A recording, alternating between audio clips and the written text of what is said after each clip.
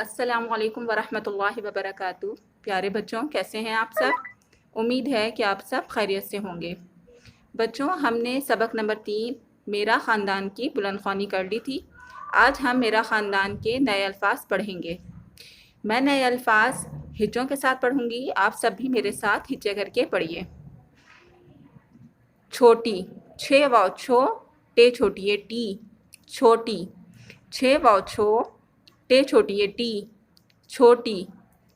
بہن، بے ہے نون بہن، بے ہے نون بہن۔ بھائی، بھے الف بھا، حمزہ چھوٹی ہے ای، بھائی۔ بھے الف بھا، حمزہ چھوٹی ہے ای، بھائی۔ گھر، گھاف رے گھر، گھاف رے گھر۔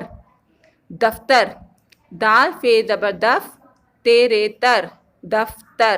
دال فے زبر دف، تیرے تر، دفتر۔ پہلی، پے ہے پہ، لام چھوٹی ہے لی، پہلی۔ پے ہے پہ، لام چھوٹی ہے لی، پہلی۔ جماعت، جیم زبر جا، میم الف ما، جمع، عین تے زبر عد، جماعت۔ جیم زبر جا، میم الف ما، جمع، عین تے زبر عد، جماعت۔